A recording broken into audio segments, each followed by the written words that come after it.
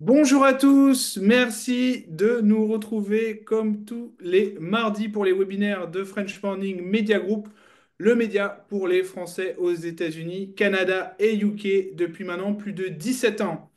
Vous êtes plus de 200 à vous être inscrits, donc n'hésitez surtout pas dès à présent à mettre plus bas vos questions si vous en avez déjà. Sur Zoom, sur LinkedIn, vous pouvez aussi mettre vos questions en commentaire. On va voir aujourd'hui un sujet qu'on aime bien traiter depuis pas mal d'années, comment financer et gérer son investissement en France depuis l'étranger. Nos experts du jour sont des habitués des antennes de French Morning, Givantine Hiver.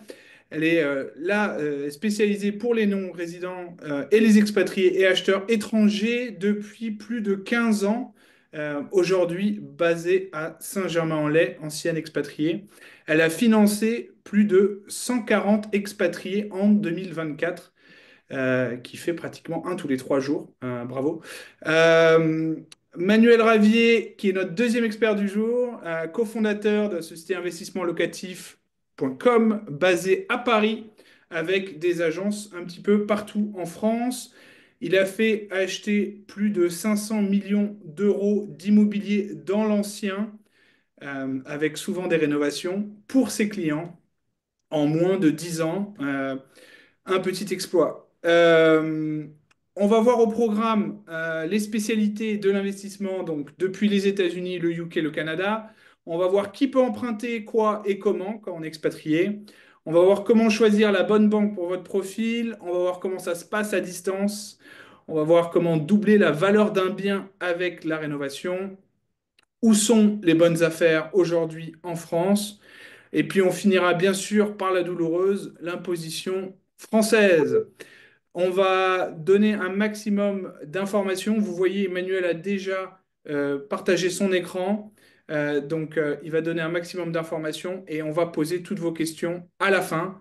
Manuel, la parole est à toi. Je vais repasser tout de suite, bonjour à tous, la parole à Giovanti pour qu'elle puisse se présenter. Honneur aux dames. Oui, merci Manuel. Merci Romain. Rapidement, effectivement, nous, on est des courtiers spécialisés pour les non-résidents, les expatriés et les acheteurs étrangers. Si vous avez un projet en France et vous avez besoin d'un financement en France, nous avons la possibilité de vous accompagner, de vous trouver la meilleure banque aux meilleures conditions. Donc, on verra un peu plus tard quelles sont les conditions d'emprunt que vous pourrez obtenir en France, quels sont les délais, quelles sont les contreparties nécessaires et surtout le process bancaire. Donc, on verra tout ça en détail avec Manuel et Romain. Merci Giovanti. Donc moi, je m'appelle Manuel Ravier, je suis diplômé en droit de l'immobilier et en finance et on a lancé une boîte à deux associés, c'était en 2012, donc ça commence à dater un petit peu, ça fait 13 ans maintenant. À titre personnel, je suis investisseur immobilier, j'ai acheté et je détiens plus de 150 biens, donc je comprends bien les problématiques des investisseurs j'exploite en location, exactement ce qu'on propose au sein d'investissement locatif. Et investissement locatif, ouais, c'est 13 ans d'existence, 200 collaborateurs, plus de 400 millions d'euros donc, investis dans l'immobilier locatif. Et on est présent dans une vingtaine de grandes villes en France. Qu'est-ce qu'on propose? On aide les gens à investir dans l'immobilier, donc des Français résidant en France et des non-résidents. Concrètement, on va chercher pour vous les meilleures affaires du marché, donc par le biais de nos chasseurs locaux qui vont faire les annonces pour vous, faire les visites pour vous, essayer de se renseigner par leur réseau également, puisqu'ils développent des réseaux pour sourcer les bonnes affaires au fur et à mesure des années. Bien évidemment, on les a formés à notre méthode. Ensuite, si on trouve un bien que vous positionnez dessus, on va vous aider à le rénover avec nos architectes et architectes d'intérieur pour rénover les projets, suivre les travaux pour vous, jusqu'à les meubler, les décorer. Ensuite, on peut vous proposer la location et la gestion.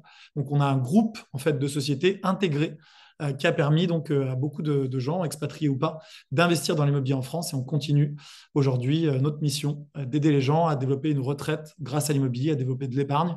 Et pour ça, on travaille main dans la main avec Givanti, qui s'occupe du financement pour les non-résidents. On est présent dans une vingtaine de grandes villes en France. C'est non exhaustif, ça évolue tout le temps.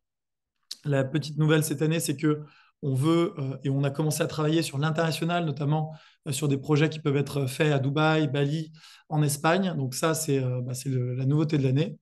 Mais on est quand même toujours le plus implanté en France. Alors pourquoi investir dans l'immobilier? Je répondrai après à toutes vos questions sur le marché français. Mais pourquoi déjà investir dans l'immobilier? Très souvent, On a envie d'investir dans l'immobilier pour des motivations qui ne sont pas liées à détenir des biens, mais qui sont plutôt liées à avoir un patrimoine au service de sa famille. Moi, j'ai investi par exemple pour mes enfants, j'ai 2 enfants, pour avoir des revenus passifs. Donc, une fois qu'on a payé les prêts, puisque pendant qu'on a le prêt, sauf à avoir une rentabilité très élevée, on ne vit pas de son immobilier. Nous, ce qu'on propose, c'est plutôt d'avoir de l'immobilier une fois que vous avez mis votre rapport en tant qu'expat. On en reparlera après dans le financement, mais une fois que vous avez mis votre rapport, d'avoir de l'immobilier qui s'auto-paye. Et donc, vous avez des biens immobiliers. C'est ce que j'ai à titre perso. Ça s'auto-paye. Je suis à peu près à l'équilibre, en léger cash flow positif.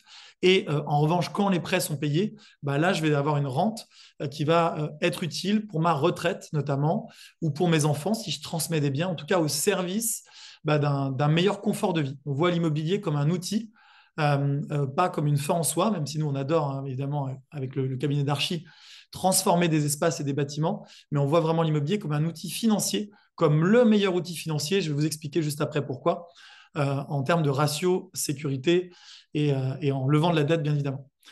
Quel est l'état du marché? Donc, l'état du marché, il a été un peu tourmenté sur les 2 dernières années en France, mais pas qu'en France, hein, partout dans le monde, du fait de la hausse des taux. Taux qui sont passés, je ne vais pas dire de bêtises, mais en gros, il y a 3 ans, on avait des taux à 1, 1,5% sur 20 ans en France. C'était excessivement compétitif. On était sur des taux très bas. Je crois que le plus bas que j'ai emprunté à titre perso, c'était ça devait être à 0,8% sur 20 ans. Donc, on est descendu vraiment très bas. Mais c'était anormal puisque la France elle-même empruntait à taux négatif. Aujourd'hui, on est revenu sur des taux, et je laisserai Givenchy en parler, mais qui ont beaucoup monté sur les 2 dernières années. Et la bonne nouvelle, c'est qu'ils ont commencé à rebaisser, à refluer. Donc, le contexte aujourd'hui, c'est une inflation qui est toujours là, quoique maîtrisée. Je crois qu'on est à 2,7% d'inflation sur les données relevées. On voit des taux de la BCE qui sont orientés à la baisse. On a eu des réformes sur le DPE, puisque DPE, c'est le diagnostic de performance énergétique. Pourquoi je vous en parle? Parce que depuis le 1er janvier, les biens qui sont classés G, donc les biens qui sont les moins bien isolés, tout simplement, ce qu'on appelle des passoires thermiques, eh bien, ne sont plus éligibles au marché locatif. Qu'est-ce que ça veut dire? Ça veut dire que si le propriétaire veut le louer, il peut tout à fait le faire, mais il doit réaliser des travaux d'isolation avant de le remettre en location. Certains propriétaires ne veulent pas réaliser ces travaux, donc ça a apporté des biens sur le marché et ça a pu permettre à certains, hein, c'est ce que je vous ai écrit là, de négocier et d'avoir un potentiel de négociation. Ça a également sorti des biens du marché de la location. On est sur un marché de la location extrêmement tendu. On voit qu'on a une tension locative extrême dans les villes, dans les grandes villes, bien évidemment. Ce qui fait que quand vous êtes investisseur, vous avez un bien qui est loué quasiment tout le temps, ce qui est intéressant en termes de taux d'occupation et également de revalorisation de loyer, puisque l'an dernier, les loyers sont revalorisés sur un an de 3,5%. Cette année, ça sera moins, donc, puisque c'est indexé sur l'inflation. Mais chaque année, alors que vous empruntez à taux fixe, on en parlera, vos loyers, eux, ils ne sont pas à taux fixe, ils augmentent en fonction d'un indice qui s'appelle l'indice IRL. Enfin, on est sur un marché des prix de l'immobilier qui rebondit. Il y a quelques jours, seloger.com, qui est le plus gros site d'annonces en France, titrait qu'on a eu une hausse en France et que c'est la première hausse depuis 5 ans, ce qui peut paraître bizarre, mais parce qu'ils comptent au niveau national. Les grandes villes étaient déjà en hausse préalablement, mais on voit en tout cas qu'on a un marché immobilier qui rebondit à la faveur de la baisse des taux. C'est corrélé, hein. Si les taux d'emprunt baissent, eh bien, naturellement, les investisseurs ont plus de pouvoir d'achat, ils ont plus la possibilité, puisqu'ils payent moins d'intérêt, d'acheter de l'immobilier en ayant un budget un peu plus important. Donc, ça fait monter les prix. On est pile à un croisement des chemins. On en reparlera avec Givenchy pour avoir aussi son avis, puisqu'elle finance, donc elle est vraiment au contact du marché. Mais pour moi, on est à un moment où les prix ont baissé de 10 à 12% en moyenne en 2 ans. Et là, on est en train de reprendre la hausse et de recommencer à repartir sur une hausse des prix de l'immobilier avec des acheteurs qui reviennent et des taux d'emprunt qui baissent. Donc, c'est un très bon moment pour se positionner, si c'est votre souhait, sur 2025. Alors, hop. Comment on s'enrichit dans l'immobilier? Et ça, c'est un point qui est important pour moi parce que souvent, j'ai des gens qui ne comprennent pas. Et il y a des gens qui me disent, Manuel, mais toi, tu as combien de biens? J'en ai, je ne sais pas combien, beaucoup, parce que je suis mordu à l'immobilier et puis que c'est mon travail. On pourrait parler de mes clients. J'ai des clients qui ont beaucoup de biens aussi et qui ont investi lourdement, massivement, on va dire, avec nous. Et on me dit, ouais, ok, mais donc chaque mois, combien tu gagnes avec l'immobilier? Bon, je dis, pas grand-chose, en tout cas, j'en vis pas. Et ils me disent, mais alors ça sert à rien. Ça sert à rien. Bah si, ça sert, puisque les 3 moyens de s'enrichir avec l'immobilier, le premier moyen, c'est la capitalisation. C'est ce que vous allez rembourser, le remboursement du capital auprès de la banque. Concrètement, vous faites un crédit. Chaque mois qui passe, vous encaissez un loyer. Et ce loyer permet de rembourser une mensualité de prêt Dans cette mensualité de prêt, il y a une partie qui sert les intérêts et une partie qui sert bien évidemment le remboursement du capital, ce qui fait que si vous revendez votre bien dans 1 an, 2 ans, 3 ans, 4 ans, 5 ans, si vous avez emprunté 100 000 euros par exemple, eh bien dans 5 ans, vous avez emprunté sur 20 ans, vous aurez, c'est pas aussi simple, mais vous aurez déjà remboursé 25 000 sur les 100 000 de capital. Si vous revendez votre bien 100 000, encore une fois, je schématise, c'est plus compliqué puisqu'il y a l'impôt sur les plus-values. Ce n'est pas forcément un amortissement linéaire, donc les intérêts, il y en a plus au début. Mais dans la logique, vous allez avoir une partie que vous aurez remboursée. Si vous revendez votre bien dans 20 ans, bah, vous allez encaisser la totalité, moins l'impôt sur les plus-values, mais vous n'aurez plus rien à rembourser à la banque. Il y a donc un transfert de patrimoine qui s'opère pendant votre prêt, puisqu'au tout début, le premier mois, le bien, finalement, il appartient à la banque. Hein. Vous avez un bien qui a une valeur de 100 000, j'exagère parce que vous allez mettre de l'apport, mais vous avez un bien qui a une valeur de 100 000, il y a 100 000 euros de crédit, bah, votre patrimoine est de zéro le premier mois. Et chaque mois qui passe, votre patrimoine augmente puisque vous avez remboursé une traite à la banque. Et donc, votre patrimoine augmente et la valeur détenue par la banque, elle diminue. Voilà, c'est la logique. Donc, c'est rembourser la banque. Le deuxième moyen de s'enrichir, c'est la plus-value. On le voit, là, à gauche, je vous ai mis des courbes d'évolution. Donc, on voit que ce n'est pas linéaire, hein, l'évolution des prix immobiliers. Il y a des petits moments de légère baisse dans le marché immobilier français, mais c'est quand même un marché qui est en augmentation constante pour une raison très simple, bah, c'est que c'est un actif immobilier. Et les gens ont toujours besoin de se loger. Il y a de plus en plus de monde. On a un phénomène également qu'on appelle la décohabitation. Donc, malheureusement, de plus en plus de couples qui se séparent dans les grandes villes, hein, ce n'est pas qu'en France, et donc des besoins de logement, puisque bah, on voit que des personnes qui vivaient plus ensemble à deux, bah, là, si on a besoin de 2 logements puisqu'elles se séparent, forcément, il y a besoin de plus de logements. On voit aussi que l'inflation fait que la valeur monétaire baisse, donc il faut plus d'argent pour payer le même bien immobilier. C'est ce qui fait qu'on a une courbe en augmentation constante, même s'il y a des moments de légère baisse, comme dans tout marché. Le troisième point, c'est le cash flow. Si vous allez sur des opérations qui sont peut-être plus rentables, vous mettez de l'apport, puisque les banques vont vous le demander en tant que non-résident, et vous avez un bien qui est très rentable, qui a une rentabilité parce que vous êtes dans une ville secondaire, que vous exploitez en colocation, parfois en courte durée. Là, vous allez pouvoir avoir un delta, c'est-à-dire que votre loyer encaissé, selon la rentabilité de l'opération, sera supérieur à la mensualité de crédit. Donc là, vous récupérez tout de suite du cash immédiatement. Voilà. Donc, 3 moyens de s'enrichir avec l'immobilier. 1, la capitalisation du remboursement à la banque chaque mois de votre mensualité de prêt, donc la partie remboursement du capital. 2, la plus-value future, puisqu'on voit que les prix de l'immobilier ont tendance à augmenter sur une durée longue, et ça c'est mathématique. Et le troisième chose, c'est l'éventuel cash flow selon la zone dans laquelle vous investissez. Maintenant, on va regarder quel est le rendement réel d'un projet immobilier. Parce que si on regarde par exemple un studio à Paris, une colocation à Marseille, un immeuble à Lille, donc ça c'est des exemples de projets qu'on est capable de gérer pour vous. Je vous ai mis des exemples. Ici, c'est le budget total du projet. À chaque fois, en parlant de budget total, achat, travaux, ameublement, frais de notaire, honoraires, donc vraiment la totalité de ce que vous avez dépensé. Donc, je vous ai mis des ordres de grandeur pour que vous puissiez voir un petit peu ce que ça donne. C'est tout à fait ce qu'on est en mesure de faire pour vous. À Paris, donc 4,80 de rendement, donc 12 000 divisé par 250 000. À Marseille, une coloc, on va avoir sur 3 ou 4 chambres, on est capable d'avoir des rentabilités à 7,5%. Un immeuble, par exemple, à Lille, en périphérie de Lille, on est capable de faire du 7% sur un immeuble de rapport entier sur des budgets plus élevés. Ça, c'est les loyers encaissés par an. Le rendement, c'est très simple, hein, c'est le loyer ici annuel divisé par le montant dépensé en totalité. Voilà. Pourquoi je vous montre ça? Pour que vous compreniez en fait que ici, on a le rendement de l'opération. OK? Bon, là, je vous ai mis des prévisions. On n'a pas de prévision future. J'ai pris ce qui s'était fait dans le passé, en fait, hein, selon les villes, selon Meilleur Agent. Je n'ai pas de boule de cristal. Je ne peux pas vous dire il y aura 15% de hausse à Paris dans 5 ans. Je ne sais pas. Pour moi, le marché parisien va repartir à la hausse et il a déjà commencé. Mais je ne sais pas ce qui se passera dans 5 ans. J'ai mis des hypothèses. Si on met un apport de 35%, Givenchy nous le dira, mais je pense que c'est à peu près ce que les banques demandent pour un non-résident. Donc, un tiers d'apport. Ça veut dire que pour financer votre studio à Paris, vous allez mettre… Vous voyez ma souris ou pas, Romain? Ouais, ok, cool.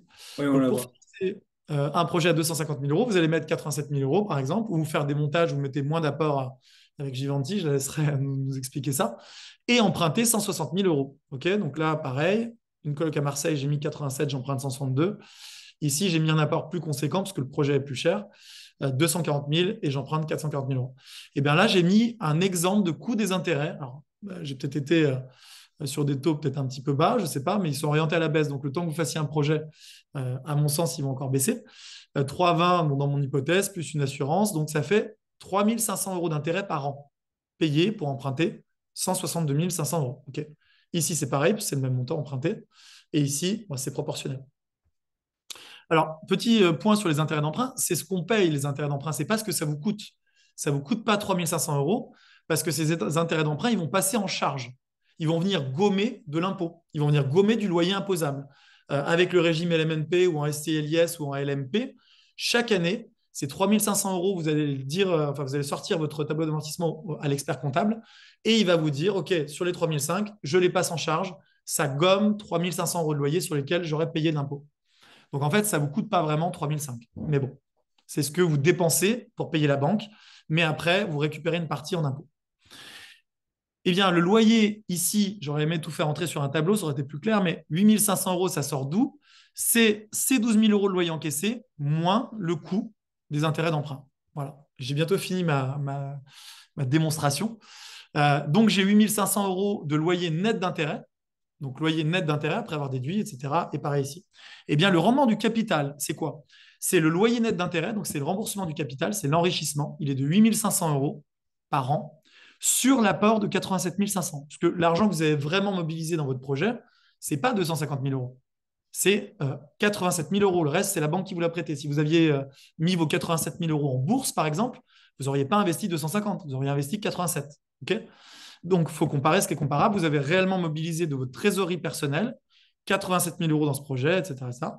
Et donc, le rendement ici, il est de 8 500 euros net d'intérêt, hein, encore une fois. Donc, j'ai vraiment fait l'exercice. Divisé par 87 500, pour que vous compreniez la logique, l'enrichissement annuel, il est d'environ 10% sur votre studio parisien. Et ici, bien évidemment, à Marseille, on a une meilleure renta, donc il monte à 14% ou à 16% sur l'île. Ce qui fait que concrètement, vous avez fait travailler votre apport et votre argent sur un rendement proche de 10% ou au-delà de 10% en ayant la sécurité, entre guillemets, hein, tout investissement comporte des risques, mais la sécurité quand même d'un placement immobilier, qui est un des placements les plus sécurisés pour plein de raisons, et c'est pour ça que les banques d'ailleurs acceptent de prêter.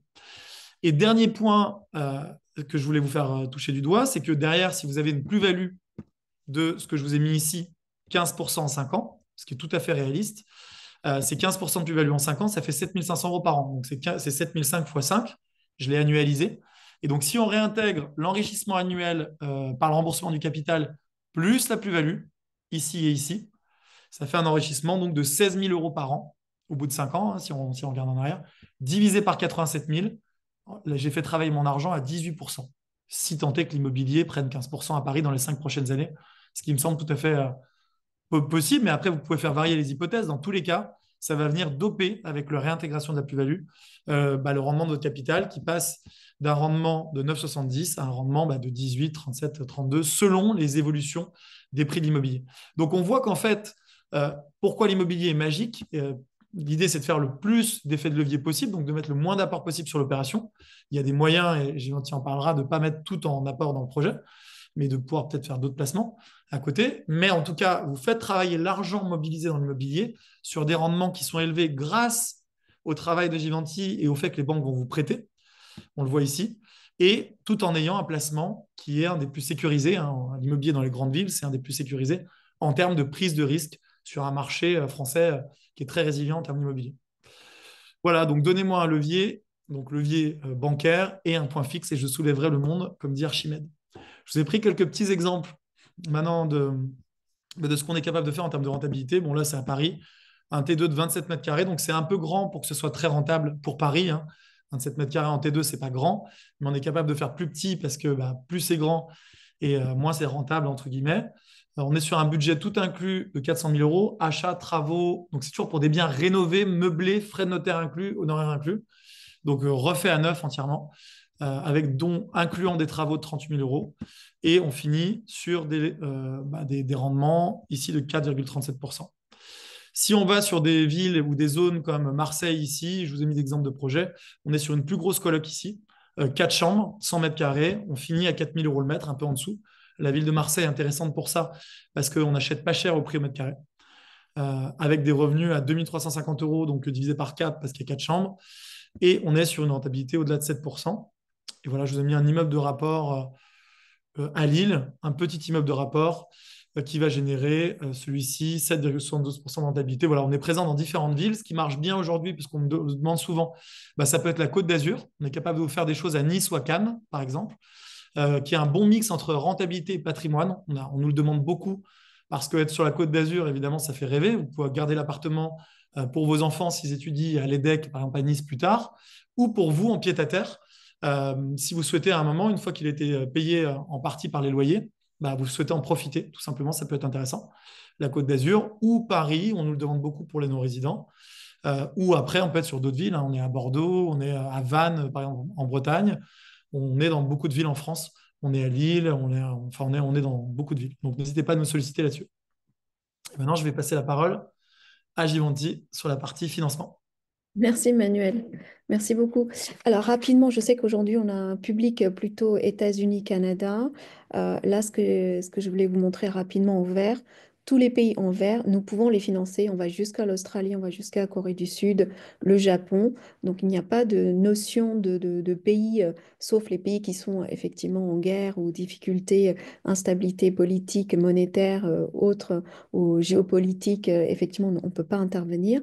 Mais de manière générale, les banques françaises ou européennes, il faut aller chercher une option dans une banque européenne, on a la possibilité de financer les Américains, les Canadiens, les Anglais, les Européens, toutes ces personnes qui habitent en Afrique du Nord, en Asie et en Australie. Donc là-dessus, il n'y a pas de problème.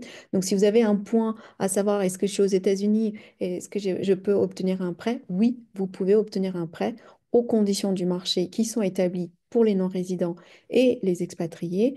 Ce sont des points que nous allons voir dans les prochains slides. Je veux bien que tu tournes, Manuel, le slide d'après. Comme disait Manuel, effectivement, aujourd'hui, je vais prendre l'exemple des États-Unis. Et les taux sur 10 ans, sur 5 ans, sur 15 ans, on est sur des taux autour de 4, 5, 6, 7%. Ce sont des taux auxquels mes clients aujourd'hui financent ou refinancent aux États-Unis et au Canada. Et aujourd'hui, nous, on arrive à les financer en France sur des taux 3,50, 3,70, 3,90. 4%, ça reste inférieur à 4% lorsqu'on est sur des profils CDI. Il faut faire la différence entre les clients qui sont en CDI et les clients qui sont chefs d'entreprise. Les conditions peuvent être très différentes. Donc, il ne faut pas raisonner en termes de taux. Il faut plutôt voir toutes les conditions de prêt que vous allez obtenir autour du prêt. Pour quelles raisons je n'ai pas les taux que je vois dans le Figaro en ce moment à 3,25 sur 20 ans? Pour quelles raisons la banque me propose un taux à 3,90 sur 20 ans? Quelles sont les contreparties? Quelles sont les conditions? Et elles restent toujours beaucoup plus intéressantes pour vous si vous compariez ces offres à ce que vous pouvez obtenir au Canada et aux États-Unis. De la même manière, effectivement, on va dire tous les clignotants sont au vert. On voit en tout cas une demande de financement de plus en plus importante depuis le mois de, j'ai envie de dire, octobre-novembre. La demande augmente. Janvier a été un très bon mois pour nous. Le nombre de demandes a été très bon. Et on voit que les demandes augmentent, les taux baissent ou voire se stabilisent, mais ils ne vont pas aller sur des taux à 3% comme vous pouvez attendre pour les non-résidents, mais ça reste quand même des taux intéressants. Et donc, c'est le bon moment pour acheter. Pourquoi? Les prix, on a vu qu'il y avait un réajustement des prix, un rééquilibrage qui a été fait en termes de prix dans certaines villes, pas toutes les villes, mais les grandes villes ont fait une correction sur les prix. Et ensuite, les vendeurs aujourd'hui, je pense qu'aujourd'hui, avec les vendeurs, vous avez la possibilité de négocier le prix. Et ensuite, nous, avec les banques, on a aussi la possibilité de négocier certaines conditions d'emprunt. De ce fait-là, le moment devient propice pour faire votre investissement locatif. Comme affiché, on peut financer tous les pays, hors les pays à difficulté. On peut financer toutes les nationalités. Donc, si vous avez une double nationalité franco-américaine ou franco-mexicaine et vous voulez investir en France pour faire soit de la résidence secondaire, investissement locatif ou votre prochaine résidence principale, il n'y a pas de problème.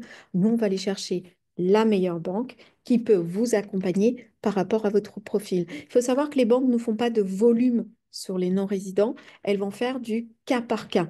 Donc, c'est assez difficile de vous dire aujourd'hui, pour tous les Américains, quelles sont les conditions que vous allez obtenir. Je suis sûre que dans le public, j'ai des clients que j'ai déjà financés ou des clients qui sont en cours de dossier chez nous et ils pourraient se dire, bah, attends, tu proposes un taux à 3,70, mais moi, j'ai eu un taux à 3,90. La raison est simple, c'est que tout dossier de prêt pour les non-résidents, ce sont des dossiers sur mesure.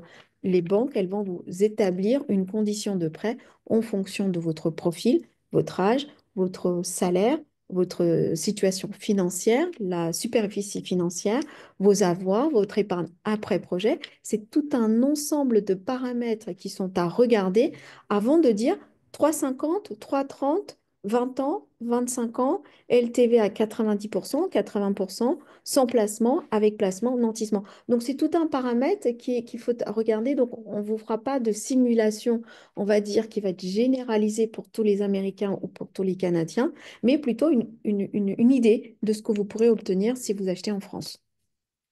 Je veux bien le prochain slide. Manuel.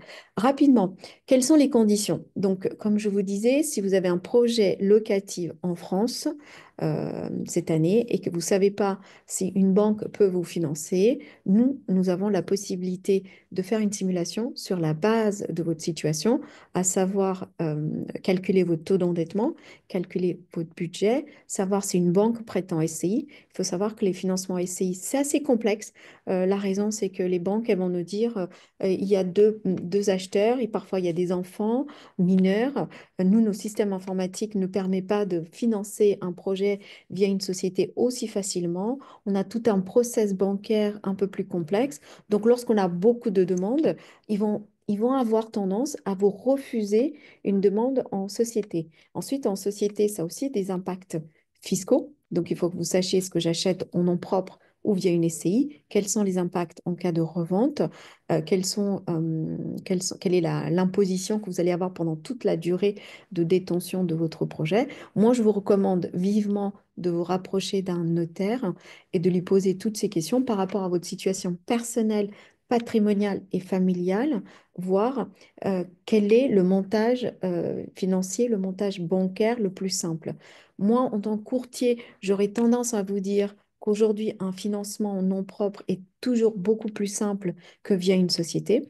Tout dépend de la taille de votre projet, tout dépend de votre superficie financière et l'appétit de la banque, hein, la banque que je vais consulter. Et si la banque, elle me dit, oui, c'est un très bon profil, je veux vraiment l'avoir, elle va tout faire pour le faire bien le montage que vous souhaitez. Par contre, si vous rentrez dans un process, on va dire, très standard, elle risque d'être un peu plus exigeante en disant, moi, ce client, je veux bien le prendre, par contre, ce sont mes conditions. Il faut savoir qu'aujourd'hui, les banques, elles prêtent, mais elles imposent leurs conditions. Et le rôle d'un courtier comme nous, c'est de voir quelles sont les conditions, quels sont les paramètres et quels sont les clients qui rentrent dans ces paramètres pour que tout le process soit le plus simple pour vous. Quelles que soient les conditions, que vous soyez chef d'entreprise, que vous soyez salarié et que vous êtes chef d'entreprise depuis plus de 3 ans ou moins de 3 ans, que vous êtes salarié et que vous avez changé de société, vous n'avez pas les bonus sur les 3 dernières années dans la même société, il est important de calculer votre taux d'endettement. Ça, c'est la première chose que nous faisons sur tous les dossiers. En fonction de votre taux d'endettement et votre budget, on est capable de vous dire si vous pouvez aller sur un projet à 100 000, 200 000, 400 000 ou 1 million. Et en fonction de votre budget, on peut vous calculer votre épargne à sortir, l'apport dont Manuel parlait tout à l'heure. Est-ce qu'on fait un apport de 30%, 35% ou 40% ou 50%? Effectivement, j'ai des clients où j'ai dû imposer un apport de 50% pour rentrer dans le taux d'endettement qui est imposé, c'est de 35%. Le 35%, c'est après projet. Donc, ça veut dire que quand je calcule votre taux d'endettement, je vais regarder votre situation actuelle et je vais venir ajouter votre nouveau projet et il calculer le nouveau taux d'endettement. Et c'est très important parce que pour éviter les déceptions, pour éviter les frictions avec les frustrations qu'on pourrait avoir avec les banques, il est toujours recommandé de calculer vos taux d'endettement et votre budget avant de se lancer sur un projet. C'est très important. Ça permet de bien se lancer sur le bon projet dès le début et donner effectivement les bonnes instructions à votre chasseur qui vous dira est-ce que je vais sur un petit, moyen, gros projet. Donc, si vous êtes chef d'entreprise, pas de panique. Effectivement, toutes les banques ne vous financent pas. La raison est simple, c'est qu'elles n'ont pas en interne les capacités à lire vos avis d'imposition, vos bilans comptables, voir si votre société, elle va bien, si vous avez des revenus stables. Donc, elles n'ont pas le personnel dédié à ça. C'est la raison pour laquelle elles auront tendance à dire non, sauf sur certains métiers, les experts comptables, les avocats, les indépendants, consultants, tous les métiers où il n'y a pas de service ou un restaurant ou un magasin, ça c'est compliqué. Toutes les autres personnes, on peut trouver un financement. Par contre, la banque, elle pourrait mettre des minimums de financement à 300 000, 400 000, 500 000, selon la taille du projet et le profil du client. Donc, ce qu'il faut retenir, selon le profil, j'ai une banque. Parfois, sur les US personnes et sur les Canadiens, on va dire, ça dépend, hein, les conditions, ça évolue énormément, c'est très évolutif. Les banques, à un moment donné, elles vont dire, je vais faire les US personnes, après elles vont arrêter, elles vont reprendre. Donc, c'est très important pour vous de nous consulter ou de consulter votre banque, à savoir si elles peuvent financer votre projet et de calculer le taux d'endettement. De manière générale, les délais partaient entre 2, 3, 4 mois selon la complexité des dossiers.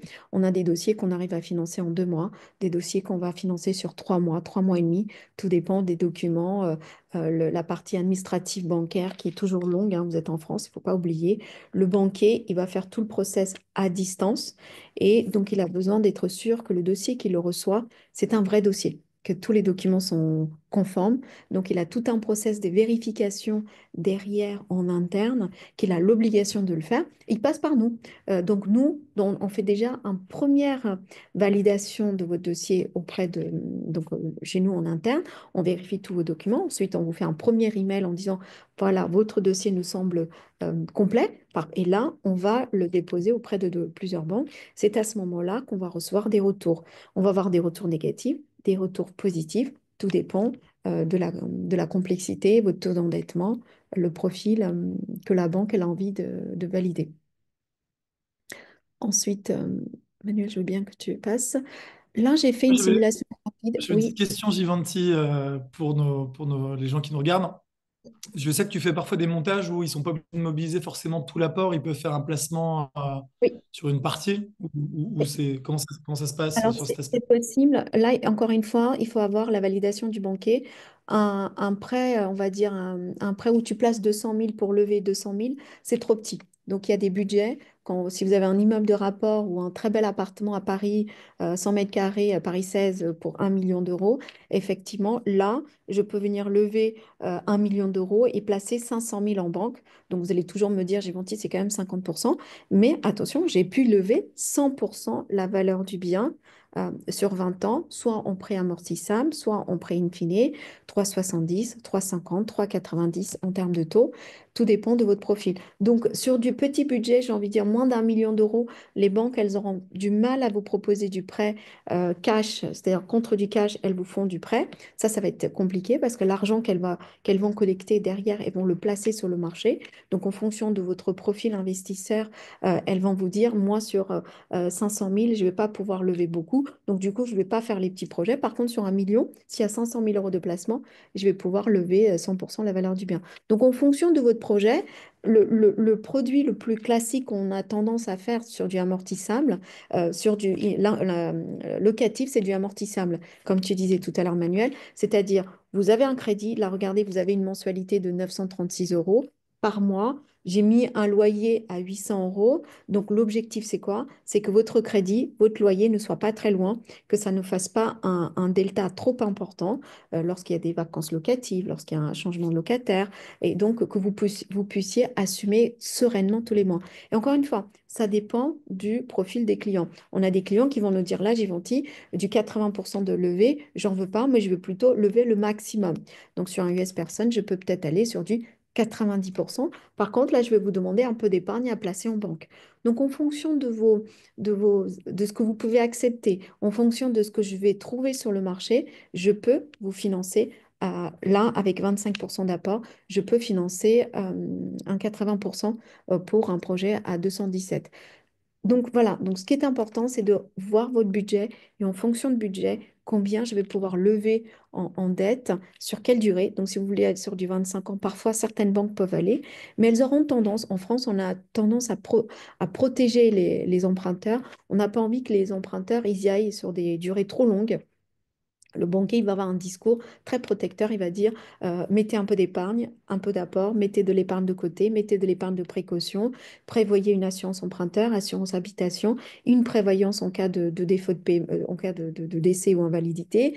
Il peut vous proposer une assurance loyer impayé en cas de défaut de paiement de la part du locataire. On est toujours dans un schéma, en France, on aime bien protéger l'emprunteur en cas de situation difficile. Donc ça, c'est le discours que vous allez avoir face à un banquier. Donc, il ne faut pas s'étonner parce que le banquier il a envie de vous protéger, entre guillemets, d'éventuelles d'incidences de paiement ou de complications dans la vie d'un être humain. Donc, il a tendance à vous proposer un package que vous pouvez parfois trouver un peu exagéré parce que ce n'est pas ce que vous avez l'habitude de voir aux États-Unis. Alors que nous, en France, on est tout à fait dans notre standard. L'assurance emprunteur, l'assurance habitation, c'est le minimum qu'une banque puisse vous demander. Donc, ne soyez pas étonnés si votre banquier vous le demande parce qu'on vous le demandera également lorsque nous, on proposera vos dossiers en banque, parce que ça fait partie des différentes, on va dire, contreparties qu'une banque peut exiger. Ensuite, Manuel, le prochain slide. Attention, le début a été coupé. Là, rapidement, l'objectif, c'est de vous montrer que le parcours emprunteur en France aujourd'hui pour les expatriés, pour les non-résidents, de manière générale, si vous êtes aux États-Unis, Canada, on le fait de manière 100% digitale. 100% digital, ça a quand même un risque pour une banque, c'est la vérification, la conformité, que tout le dossier que nous recevons, que nous déposons ensuite en banque, sont réels, sont conformes et que les documents existent vraiment, qu'on ait bien fait toute la vérification. C'est la raison pour laquelle on va vous demander le contrat de travail, l'avis d'imposition, le bulletin, le relevé de compte, le W2, bref, tous les documents pour vérifier la même information au final. Vous me direz, on va vérifier la même chose. L'objectif derrière, c'est de démontrer que votre dossier, il est vrai, de démontrer que vous êtes bien à jour dans vos paiements et de démontrer la cohérence entre votre contrat de travail, votre bulletin de paye et votre relevé de compte. Notre rôle, c'est de vérifier que toutes ces informations sont réelles. Et c'est comme ça qu'on arrive à dissocier un dossier complet d'un dossier incomplet. C'est la raison pour laquelle certains dossiers ne passent pas en banque ou on a des clients qui sont en banque, malheureusement, ils y passent pas plus de 3 semaines, ils reçoivent un refus. Tout simplement, ils n'ont pas fourni toute la documentation que le banquier attendait. Et nous, on est habitués. Donc, quand vous venez nous voir, on vous fait une liste. Effectivement, elle fait mal aux yeux quand vous la recevez, la liste, mais ce sont des documents, vous les avez tous. Tous ces documents, vous les avez peut-être éparpillés à droite, à gauche. Par exemple, si vous êtes déjà propriétaire d'un bien en France, on va vous demander l'attestation de propriété. Si vous avez un crédit, l'offre de crédit. Si vous avez un tableau d'amortissement, le tableau d'amortissement, le bail de location, la quittance de loyer, la quittance et l'avis d'imposition. Ensuite, la déclaration de l'imposition. Bref, l'objectif, c'est vraiment de vérifier que toutes les informations que vous nous donnez, elles sont cohérentes. Mais à la fin, on va vérifier la seule information qui est, est-ce que le bien, il est loué? Oui, il est loué. Par qui? Pour combien? Combien de temps? Et sur quel compte arrive le loyer? Et ça, c'est notre rôle de vérifier que toutes ces informations-là, elles sont réelles et qu'on les a bien stipulées et qu'on les a bien surlignées et qu'on a fait un travail de découverte correct et que le banquier, quand on reçoit un dossier complet de notre part, il est content parce que c'est un dossier qui a été bien instruit. Donc, ne pas s'étonner sur la liste assez longue de documents qu'on vous demande, c'est tout à fait normal. Ne soyez pas surpris lorsqu'on vous le demande. Ensuite, une fois que le dossier il est complet, de manière générale, euh, au bout d'un mois, vous avez déjà un premier retour d'une des banques qui vous dit oui, ce dossier m'intéresse et à telle condition, grosso modo, si le client il est OK, tu le mets en contact. Nous, c'est ce qu'on fait. Dès qu'on a fait une sélection des banques, on dit à notre client, je suis désolée, on a pu identifier une banque, on a pu identifier, heureusement pour vous, 2 banques ou 3 banques.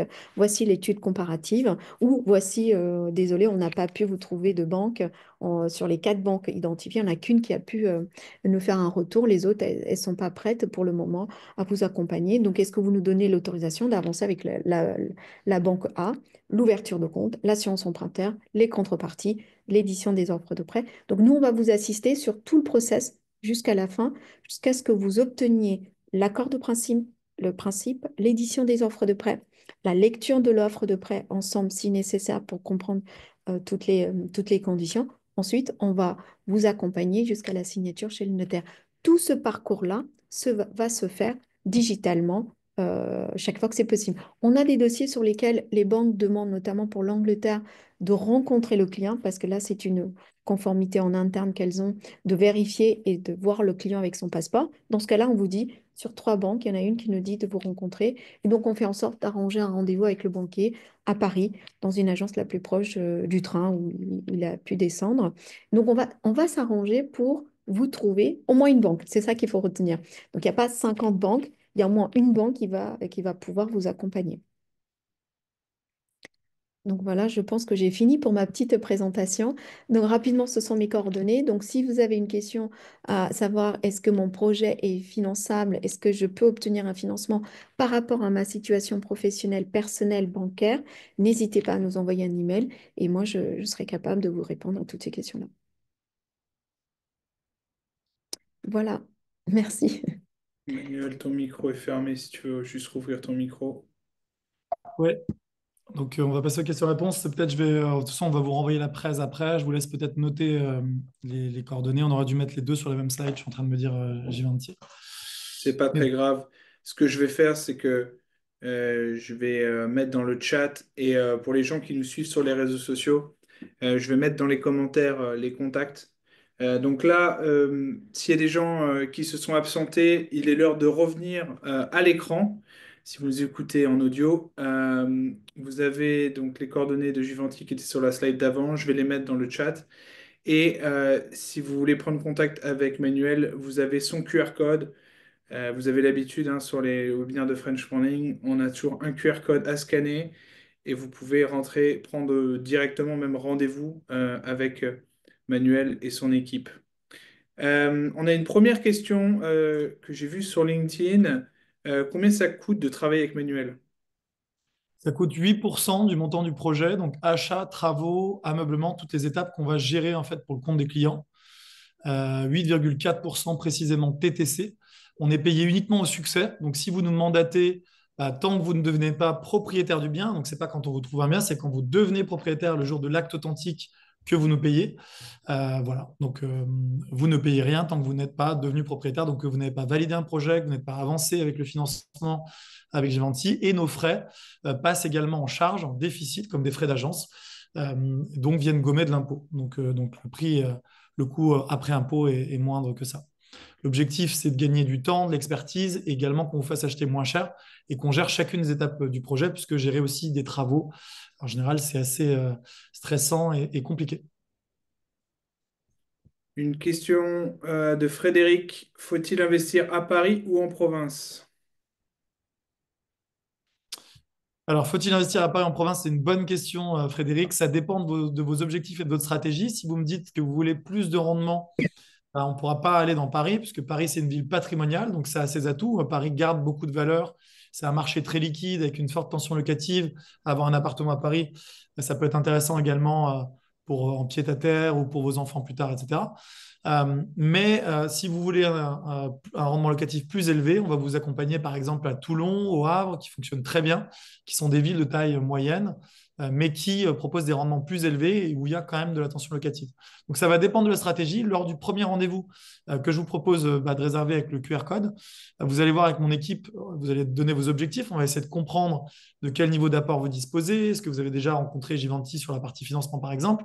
Une fois qu'on sait votre capacité d'investissement, on va essayer de comprendre vos objectifs. Est-ce que c'est plus le rendement? Est-ce que c'est plus un aspect patrimonial? Et là, on va pouvoir vous conseiller, vous montrer des exemples de projets. Donc, si vous prenez ce rendez-vous, on vous montrera des projets chiffrés qui correspondent à vos objectifs et vous pourrez vous rendre compte de toutes les décompositions de tous les coûts du projet, puisqu'on a une projection financière que j'aurais pu d'ailleurs afficher, je le ferai dans le prochain, où on montre absolument tout le détail avec des hypothèses. Vous pouvez faire varier des simulateurs et ça, vous le verrez avec le conseiller. Voilà. Et à partir de là, vous verrez si Frédéric, c'est plus sur Paris que vous souhaitez vous orienter ou plus sur une ville de province. Parfait. On a un auditeur anonyme qui nous dit, pouvez-vous expliquer le financement en prêt lombard et ses avantages? Alors, le prêt Lombard, c'est très simple. Vous donnez une somme d'argent et vous récupérez la même somme d'argent en prêt. Euh, pour les expatriés, il va y avoir des minimums. Donc sur 200 000, 300 000, ça va être compliqué. Donc si on est sur des montants supérieurs à 500 000, je pense qu'on peut trouver une banque qui sera capable de lever de la dette contre votre épargne. Les avantages, c'est que vous n'utilisez pas cette épargne que vous avez dans un projet immobilier. Vous avez un crédit et en face, votre argent, vous le faites travailler dans une banque. Donc, vous allez avoir des revenus locatifs de votre propriété, donc votre investissement, et de l'autre côté, vous allez avoir des revenus issus du placement via la banque avec laquelle on aura sélectionné le crédit. Et ensuite, voir tous les avantages que Manuel a présentés tout à l'heure entre le crédit, la fiscalité et toute la partie volet, on va dire volet fiscal qui est intéressant lorsqu'on fait de l'investissement locatif. Donc, c'est intéressant dans certains cas. Oui, Parfait. l'idée, c'est ça. Moi, c'est ce que je pense, c'est le meilleur des deux mondes des placements nantis, c'est que vous mettez peut-être moins d'apport, si c'est possible. Encore une fois, c'est pas à moi de le dire, mais plus Givenchy sur la partie montage. Mais la logique, nous, on l'a déjà vu chez des clients que Givenchy avait financé, plutôt des gros budgets. Effectivement, il y a le levier de la bourse que vous souhaitez faire, que vous faites peut-être déjà au sein d'un autre établissement bancaire, et en plus le levier maximal, ou en tout cas plus de levier sur l'immobilier. Donc c'est intéressant, vous gagnez des deux côtés. Et la banque gagne aussi puisqu'elle va prendre des frais de broker, comme toutes les banques, sur vos placements en bourse, même s'ils sont faibles. Et de l'autre côté, elle va vous facturer des intérêts sur le prêt immobilier. Donc elle gagne aussi, elle a plus de volume puisqu'elle a et la bourse et l'immobilier. Et vous faites travailler plus d'argent. Voilà. On a une question complémentaire de l'auditeur anonyme qui nous dit, merci, cette épargne pour le prêt Lombard peut-elle être constituée d'actions? Donc je pense que vous y avez répondu. Oui, effectivement, s'il a un compte titre aujourd'hui dans une banque aux États-Unis, on peut l'utiliser et obtenir du financement. Mais il faut voir quelle est la Magnifique. taille de ce contrat qu'il a. Effectivement, c'est possible. Parfait. Ghislaine, si jamais on n'a pas répondu à votre question, n'hésitez pas à me le dire et je reposerai votre question. Euh, Question de Aude. Gérez-vous aussi des appartements euh, ou des travaux que les gens ont déjà en possession ou seulement ceux dont vous avez aidé à acquérir? Oui, alors justement, c'est un point intéressant. J'aurais dû le dire. Au sein du groupe, on a un cabinet d'archi et donc on est en mesure de vous accompagner sur vraiment tout votre patrimoine. On peut même vous donner des conseils sur beaucoup d'aspects pour optimiser les locations, pour rénover, pour gérer la partie des PE. Donc, si vous avez déjà des biens en France qui sont peut-être mal loués, donc pas assez chers parce qu'ils n'ont pas été rénovés, qui sont peut-être pas en location meublée, qui nécessitent des travaux ou autres, ou si vous souhaitez acheter une résidence secondaire, peut-être avec Givenchy, et que vous souhaitez l'avoir à votre goût. On a un cabinet qui s'appelle Reno. Le site, c'est reno.fr, reno.fr. Et on a vraiment une super équipe là-dessus. Donc, ne pas hésiter à nous solliciter. On a beaucoup de clients expats et on fait des projets même qui peuvent être très gros. On a fait pour des résidents UK qui ont acheté une maison en région parisienne, une rénovation entière de maison sur une maison de 350 mètres carrés. Donc, on est capable d'aller sur des choses. On ne fera pas de luxe. C'est-à-dire que si vous me dites, je veux du marbre spécial d'Italie, une prestation de luxe avec un appartement vue Tour Eiffel, on connaît nos limites, on ne fera pas. On est capable de faire par contre du haut de gamme, voire du très haut de gamme, mais voilà, on est capable de vous accompagner là-dessus. Donc, ne pas hésiter à me solliciter. Puis, on verra, le devis est gratuit. De toute façon, donc on peut nous challenger et échanger avec nos équipes d'archi là-dessus. Magnifique. Euh, Aude nous demande, que pensez-vous du marché de Montpellier? Je pense que le marché de Montpellier, c'est intéressant. Nous, on fait des projets là-bas, on a des équipes, donc ne pas hésiter à nous solliciter. Est-ce que c'est le plus rentable aujourd'hui, Montpellier? Comme beaucoup de villes de taille moyenne, je pense que les prix ont pas mal monté et les rendements se sont tassés. C'est un peu ce qu'on voit aussi à Toulouse. Alors, je sais qu'il y a souvent des passionnés de Toulouse qui ont fait leurs études là-bas et qui me disent, mais Manuel, Toulouse, c'est incroyable. C'est une super ville. Sur la renta pure, si je dois comparer les rendements, et je vais préférer, en toute franchise, mais à titre perso, aller à Nice, qui, selon moi, a l'aéroport international, a l'aspect Côte d'Azur, a les grandes écoles, plutôt qu'à Montpellier, à rendement à peu près similaire. Mais c'est un avis perso. Après, l'immobilier, c'est aussi se sentir à l'aise avec son projet. Nous, on voit que souvent, on a des gens qui me disent, bah, moi, je suis de Montpellier, je connais Montpellier. Si vous me posez la question, c'est probablement le cas. Donc, dans ces cas-là, il faut pas hésiter à aller aussi dans une ville où vous êtes à l'aise et où vous avez un aspect affectif, pourquoi pas. Il n'y a pas que le rendement. Il y a aussi vraiment quel projet vous souhaitez faire vous-même. Et voilà. Donc, voilà pour la réponse. On ne fait pas la Parfait. Corse. On nous a demandé, on ne travaille pas en Corse. Pas parce qu'on pense que c'est pas intéressant, mais on l'a jamais développé, Samuel, et on ne fait pas d'IAG non plus. Donc voilà, je réponds à vos deux questions Par d'un contre, coup. le financement, je peux le faire pour la Corse. Donc, si vous avez trouvé un financement, un bien, et qu'il faut financer, moi, je peux faire la Corse sans problème. Par contre, le viager, on ne peut pas le financer pour des raisons de garantie. Sauf si vous pouvez donner une garantie équivalente à une banque. Alors sur l'aspect fiscalité, on n'en a pas parlé, on ne peut pas parler de tout aujourd'hui. Globalement, aux États-Unis, vous avez un système d'amortissement également qui est à peu près similaire au système français, même si les durées d'amortissement ne sont pas les mêmes. Mais globalement, l'impôt sur la location meublée est neutralisé aussi aux États-Unis par une mécanique d'amortissement similaire ce qui peut exister en location meublée en France. Il vient d'avoir une réforme sur le LMNP il y a seulement quelques jours. La réforme réintègre dans le... Ah, t'as coupé là, ouais.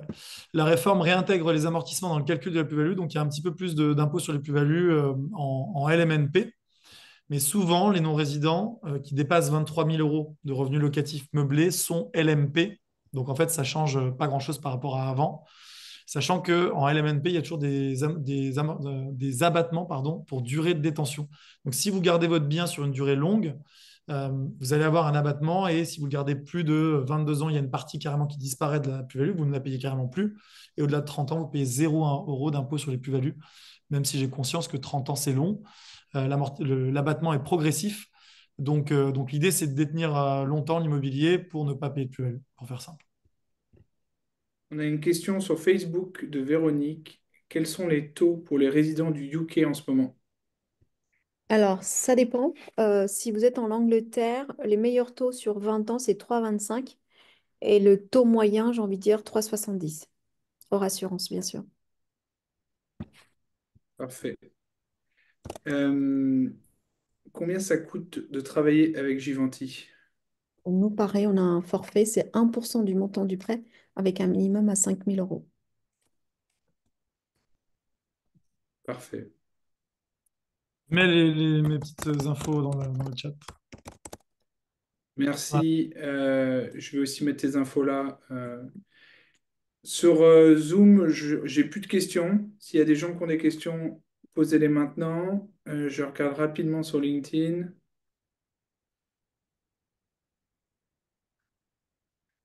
Question de Marie. Combien de temps prend le process de l'achat et du financement? L'achat, j'ai envie de dire, il y a toute la partie recherche de biens, donc ça dépend à quelle étape elle est la personne. Imaginons qu'elle a fait une offre. Si elle a fait une offre et que l'offre a été validée par les vendeurs et que vous êtes en process pour signer un compromis, nous, à partir de ce moment-là, on peut commencer à travailler sur le dossier. On va dire, de manière générale, c'est 3 mois pour obtenir un financement en France. Parfois, on peut speeder ce process et faire en 2 mois. Pour être prudent, moi, je dirais entre 2 et 3 mois. Oui, oui, je dirais à peu près la même chose. Sur la recherche du bien, on est entre 0 et 3 mois. Et après, il y a les délais incompressibles, financement, notaire. Voilà. Donc, on devient propriétaire d'un bien dans le meilleur des cas, je dirais entre à peu près 4 mois. Parce que il y a un délai incompressible du côté notaire quoi, et financement. Les banques ne sont pas toujours aussi réactives. En ce moment, j'ai l'impression que ça va un petit peu mieux sur la réactivité des banques. Elles ont Mais envie de travailler. C'est le bon moment. elles ont envie de prêter les banques en ce moment en Envie de France, donc traiter. c'est bien. J'ai les Et comme banques qui m'appellent pour me dire est-ce que tu as des dossiers? ouais, et puis moi, là, je reviens de Dubaï la semaine dernière. On est allé rencontrer des expats, parce qu'on se déplace régulièrement aussi. Et là-bas, les taux sont fixes pendant 3 ans à 4,2 et ensuite ils passent à 7% presque. Ouais. Donc en fait, c'est un coup de bambou au bout de la troisième année. C'est ce qui m'expliquait que certains se retrouvent piégés en fait. Voilà. Non, Donc non, non, certains, ils pensent qu'ils vont le revendre, faire une plus-value au bout de exactement. 3 ans et Sauf que rembourser. si le marché se calme, puisque c'est un marché volatile, ça peut entraîner des problèmes aussi. Ouais. Voilà, donc je pense qu'en termes de taux, on est quand même très bien positionné en France. Sur des résidents fiscaux français, on voit qu'on touche à peu près les 3% en ce moment. Et on espère que la baisse se poursuive, la décrue se poursuive sur les taux pendant l'année. Voilà. Le gouverneur de la Banque de France a l'air de dire que ce sera le cas. Voilà, pourvu qu'il ait raison. Déjà, 3,5, c'est un très bon taux. 3 et 3,5, Oui, tout à 3,60, fait. c'est un super taux. On préférait 1%, hein, j'ai menti. Mm. Ok. J'ai fait le tour des réseaux. On a répondu à toutes les questions. Donc, on est dans les temps. Aude, tu veux poser une question en audio? Allez, on va prendre Aude. Bonjour Aude.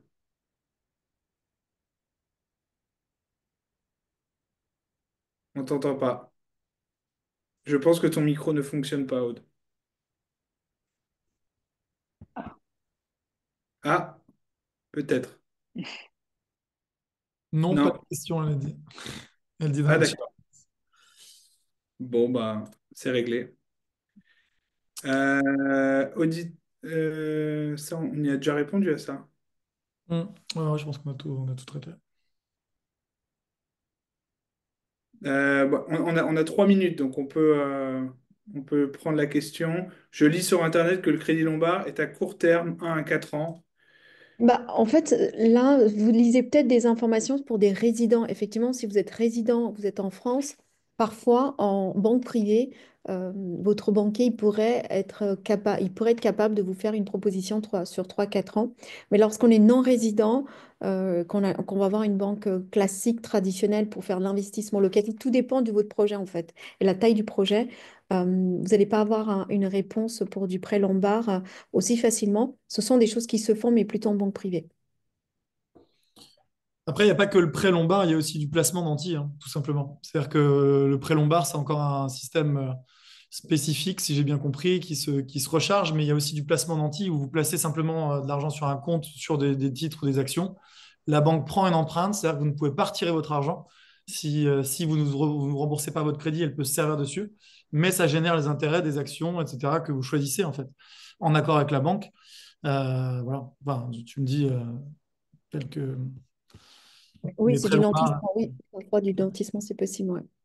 Mais tout dépend de la taille du projet. Il faut vraiment que le banquier soit. Ok, bah merci à tous. Acheter de l'immobilier, quoi qu'il en soit, c'est un bon moment, à mon sens, pour en acheter, je le pense. Je le pense sincèrement. Avec une baisse des prix, on retrouve des prix qui sont intéressants dans pas mal de villes en France. La dernière baisse des prix, et on voit qu'on est en train de rebondir, donc c'est le moment propice. Si en plus vous lancez un projet maintenant, le temps qu'on trouve le bien, bah, vous aurez des taux qui auront peut-être encore un petit peu baissé. Donc c'est parfait. Et l'immobilier, grâce à l'effet de levier, comme on l'a vu, pour moi, c'est vraiment le meilleur facteur d'enrichissement, même si je ne l'oppose pas à d'autres types d'investissements, hein. C'est bien d'être diversifié, donc pourquoi pas faire de l'immobilier, de la bourse, un tout petit peu de crypto, saupoudré. Voilà, mais l'immobilier reste, et on le voit, un placement qui enrichit énormément nos clients et puis tous les investisseurs. Merci encore à tous les deux. Merci Romain. On refera le point le trimestre prochain pour voir où on en est. Si jamais vous n'arrivez pas à voir le replay de tous nos webinaires, quand vous êtes sur frenchmorning.com ou sur Maudit Français, vous avez juste à aller tout en bas de notre site internet sur la page d'accueil. Il y a une section webinaire. Vous cliquez dessus. Je peux vous montrer en un clic. Vous voyez juste là. Vous cliquez sur webinaire, hop là, et vous avez tous les webinaires de French Morning qui s'affichent à votre écran. Donc, vous voyez l'article d'aujourd'hui, par exemple. Et à l'intérieur de cet article, il y aura euh, le replay qui va être mis d'ici une dizaine de minutes. Il va être inséré juste là à l'intérieur de l'article. Voilà.